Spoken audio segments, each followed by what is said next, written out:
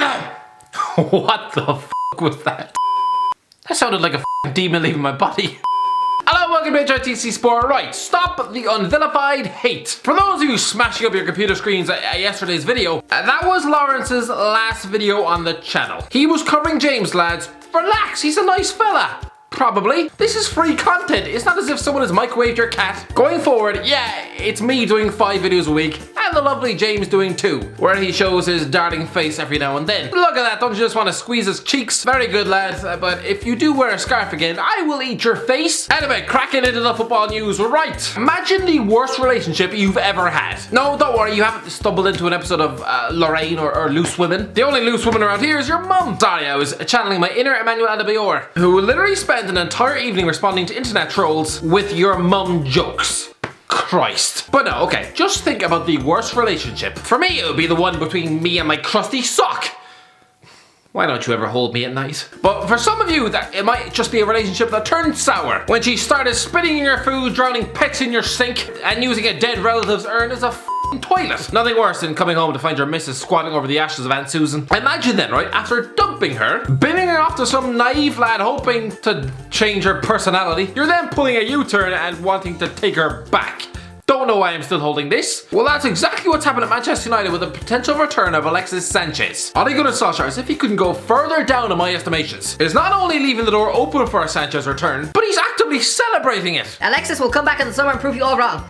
Prove you all wrong. Sorry, prove who wrong, Ollie? Because you're the one who binned him off. Don't try and point the finger at the press. Don't say that we doubted him. Clearly you didn't rate him higher than Jesse f***ing Lingard. This is the same man who in the space of 1 week has identified both Islam Slimani and Odion Igalo as transfer targets, and now he's trying to convince the watching world, and probably himself, that Sanchez isn't just a 31-year-old dried up waste of wages. This is violently desperate from Ollie. Pinning your hopes on a piece of deadwood that you chucked out to Italy yourself. If he was any good, why would you bin him off out on loan? What's he actually done at Inter Milan to change your mind? Score 1 goal and spend the rest of his time on the sidelines. I'm sorry, but how is this man being trusted with the fortunes of Manchester United? Alexis Sanchez was less than brutal last season. On wages north of $500,000 a week, he scored just once and never under Ollie. But I don't know, maybe I'm wrong. After all, I'm just some strange young fella who jumps in bats of milk for a living. Yeah, lads, it's borderline insane. Okay, and before moving on, obviously, I need to touch on this. I obviously wholeheartedly condemn any football fans attacking Ed Woodward's house. I don't think that even needs to be said. I'm just hearing reports on that now this morning, and lads, if this is true, sort out your lives. On what planet, on what stratosphere do you suddenly wake up and think, oh no, we're linked with Islam Slimani. Better chuck a flare at Ed Woodward's house. Lads, this isn't a mafia movie, alright? If Ed Woodward wakes up in bed with a horse's head, he's not gonna suddenly pull his finger out and sign Mbappe. Instead, he'll probably just phone the police. I don't want to dwell on this because really, the vandals who did that must have had their brains replaced with lumps of mashed potato. But still, lads, before I move on, might as well wrap up Man United. They're close to completing the transfer of Nathan Bishop from Southend. Considering Dean Henderson is just a year older than this keeper, then let me be the first to extend my congrats to Mr. Bishop. You've essentially ended your career. If this man plays 1 game of Premier League football for Manchester United, I will hand on heart make sweet love to a pigeon. So great news in Newcastle. You're getting taken over. Except no, you're not. You're not gonna find any naked Geordies dancing in the street this week because nobody really believes it anymore. They've been burnt so many times before. It's like if you repeatedly went down to the local orphanage 6 times a year, every time pretending that they're all about to be adopted by a family of wealthy billionaires. I mean, the 7th or 8th time you try to tell them this, I think they'll have learned not to get too excited. This happened with the Amanda Stavely deal, the Peter Kenyon deal, the Sheikh deal, which had them linked with Mourinho and Mbappe. Lads, this is not happening. The story is that there's a proposed $340 million takeover by Saudi private investment fund. Suddenly, we now have articles like this polluting the mainstream media. Rafa Benitez would jump at the chance to return to Newcastle as potential owner once ex-boss back after takeover. Yeah, Benitez is currently earning £12 million a year out in China. Do you really think he'd jump at the chance to come back and coach Paul Dummett? This story was written by William Pugh, the same man who actually thought this story to be newsworthy. Brandon Williams loves a fry-up, particularly a sausage and egg special, according to his mum Lisa. I can only assume this kid's journalism degree was written on the back of a KFC menu. How Newcastle could line up under Benitez. Lad, think about what you're saying. You're honestly thinking Kalidou Koulibaly is going to want to trade Champions League football to line out in a defence alongside Matt Ritchie. Jadon Sancho foregoing any move to Europe's elite by spending his Saturday afternoons trekking back to cover DeAndre Yedlin.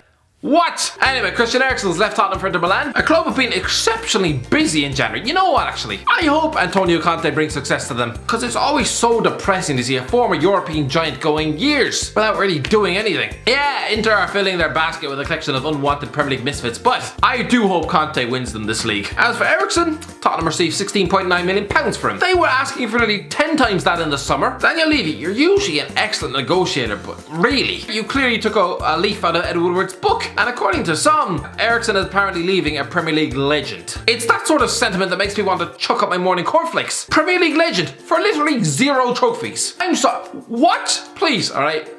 Restore my faith in humanity. Let me know in the comment section below if you think Eriksen is a Premier League legend. But just be warned, if you say yes, I will automatically assume you've just spent the morning drinking floor polish. Aston Villa reached the Carabao Cup final thanks to a last minute goal from Trezeguet. Decent, but lads, remember when Leicester went on a 10-game winning run? Since mid-December, they've drawn 3, won 3, and lost 5 games. I don't want to say the wheels are coming off for Brendan, but it's not great form, is it? But at least the Leicester fans haven't, thrown their toys out of the pram and started looking for scapegoats. Maddison can get overrated. Matters can have a nice cuddle with Grealish now. He's just nicked his England place. Pair of twats. Maddison is just a B-Tech David Oldfield. It might be an overreaction, but I'm starting to think Grealish is actually better than Maddison. Maddison believes Maddison is better than Maddison really is. Mad, isn't it? Time to cash in and receive the goods. Overrated dross. I don't think he's that good. Not a patch on Grealish. Cash in now while people still think he's good. Take the 100 million and buy the Villa.